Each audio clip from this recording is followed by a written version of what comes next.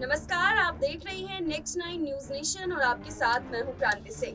हमारे खास कार्यक्रम वैश्विक हिंदुस्तान में आपका स्वागत है। वैश्विक राजनीति में जल्द ही एक और गठबंधन सामने आने जा रहा है। अमेरिका ने यूएई, इजराइल और भारत को मिलाकर गठित किए गए नए समूह को I2U2 नाम दिया है। इस समूह के गठन की चर्चा जोरों पर है और एक गठन को लेकर बाकी कई देशों में हलचल भी शुरू हो गई है।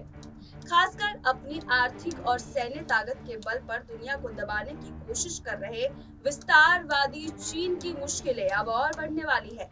क्वाड के गठन के बाद अब भारत और अमेरिका मिलकर वेस्ट एशिया क्वाड को मजबूत करने जा रहे हैं। इन दोनों के साथ इजराइल और संयुक्त अरब अमीरात इस पहल में शामिल है। ये चारों देश मिलकर ड्रैगन को घेरने के लिए एकजुट होकर काम करेंगे। साथ ही भारत का प्रभुत्व भी इस गठन के बाद दुनिया में और बढ़ेगा। इसका पहला शिखर सम्मेलन अगले महीने यानी कि जुलाई में ऑनलाइन माध्यम से होगा। आज वैश्विक हिंदुस्तान के इस खास रिपोर्ट में नए गठन को लेकर चर्चा करेंगे और जानेंगे कि आखिर I2U2 भारत के लिए किन अध्यायों को विस्तार करेगा और इस नई नीति से किन देशों में खलबली मचने वाली है। जानने के लिए देखिए हमारी ये खास रिपोर्ट। पश्चिम एशिया में बन रहा नया क्वाड। अमेरिका, भारत, इजराइल और यूएई मिलकर बना रहे ग्रुप। वेस्ट एशिया क्वाड की बैठक में शामिल होंगे चारों देश। पहली बार होने जा रही शिखर वार्ता। चीन को सबक सिखाने के लिए अगले महीने होने जा रही बड़ी पहल। जाने I2U2 का अहमियत अचानक कैसे बढ़ गया। अमेरिका के राष्ट्रपति जो बाइडेन ने दुनिया भर में अमेरिकी संगठनों को फिर से सक्रिय और पुनर्जीवित करने के प्रयासों को देखते हुए भारत, इजराइल, संयुक्त अरब अमीरात और अमेरिका का एक नया गठबंधन बनाया है। ये गठबंधन अगले महीने अपना पहला ऑनलाइन शिखर सम्मेलन I2U2 आयोजित करेगा। आधिकारिक रूप से इसकी जानकारी व्हाइट हाउस ने दी है। I2U2 से तात्पर्य India, Israel, United state of America और यूएई है। व्हाइट हाउस ने बताया है कि प्रधानमंत्री नरेंद्र मोदी, अमेरिका के राष्ट्रपति जो बाइडेन, इजराइल के प्रधानमंत्री नफ्ताली बेनेट और यूएई के राष्ट्रपति मोहम्मद बिन जायद अगले महीने आयोजित होने वाले ऑनलाइन शिखर सम्मेलन में हिस्सा लेंगे और खाद्य सुरक्षा संकट सहित अन्य क्षेत्रों पर मंडरा रहे संकट पर विचार विमर्श होगा। जानकारों की माने तो पश्चिम एशियाई देशों की राजनीति में इन चार देशों के संगठन में खासी गहमा-गहमी होने की संभावना होती दिखाई देगी। मोदी और बाइडेन की अगुवाई में होने वाली इस बैठक की जानकारी अमेरिकी सरकार की तरफ से दी गई है। माना जा रहा है कि राष्ट्रपति बाइडेन अगले महीने सऊदी अरब और इजराइल की यात्रा पर जा रहे हैं और इसी दौरान ही I2U2 की बैठक का आयोजन भी किया जाएगा। अमेरिकी राष्ट्रपति भवन की तरफ से आधिकारिक रूप से बताया गया है कि राष्ट्रपति बाइडेन भारत, इजराइल और यूएई के नेताओं से मिलने को लेकर काफ़ी उत्सुक है। बताया जा रहा है कि इसमें मुख्य तौर पर खाद्य सुरक्षा और सहयोग के दूसरे क्षेत्रों पर बात की जाएगी। I2U2 भले ही नया नाम दिया गया है, लेकिन उक्त चारों देशों के विदेश मंत्रियों की एक वर्चुअल बैठक पहले हो चुकी है। उस बैठक के बाद ये बताया गया था कि चारों विदेश मंत्रियों की आमने सामने बैठक भी जल्द होगी। इस समूह को पश्चिम एशिया का क्वाड कहा जा रहा है। इन देशों के आपस में मिलने से मिडिल ईस्ट में नई इक्वेशन बनेगी। इन देशों के बीच ट्रेड, टेक्नोलॉजी, डिफेंस के क्षेत्र में साथ मिलकर काम करेंगे। साथ ही स्ट्रेटेजिक पार्टनरशिप का भी लाभ मिलेगा। आपको बता दें कि अमेरिका के इजराइल के साथ पारंपरिक रूप से अच्छे संबंध है। भारत के भी यूएई और इजराइल से अच्छे रिलेशन है।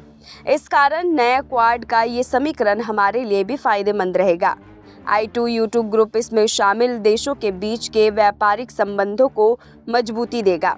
इसे लेकर अगले हफ्ते चारों देशों की एक वर्चुअल बैठक भी होने वाली है। अगले महीने जब जो बाइडेन इजराइल की यात्रा पर होंगे, तब इस ग्रुप की आधिकारिक शुरुआत होगी। अक्टूबर 2021 में जब भारत, अमेरिका, इजराइल और यूएई के विदेश मंत्रियों ने पहली बार बैठक की थी, तब इसे international forum for economic cooperation का नाम दिया गया था।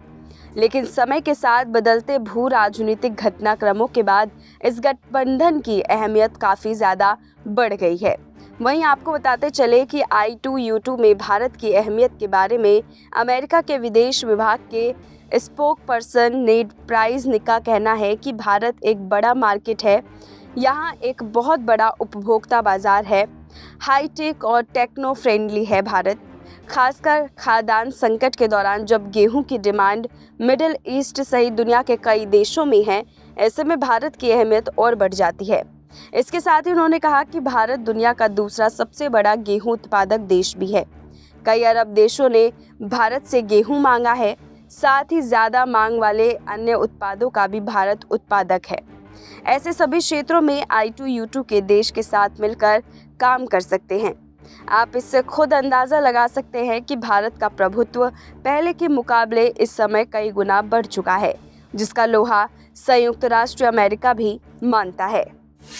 आपको बता दें कि I2U2 ग्रुप की कल्पना तब की गई थी जब पिछले साल अक्टूबर में विदेश मंत्री एस जयशंकर ने यरूशलेम का दौरा किया था। इस दौरान उन्होंने इजराइल के विदेश मंत्री यायर लैपिड के साथ मिलकर अमेरिकी विदेश मंत्री एंटनी ब्लिंकन और संयुक्त अरब अमीरात के विदेश मंत्री अब्दुल्ला बिन जायद अल नाहयान के साथ एक वीडियो कॉन्फ्रेंसिंग में हिस्सा लिया था।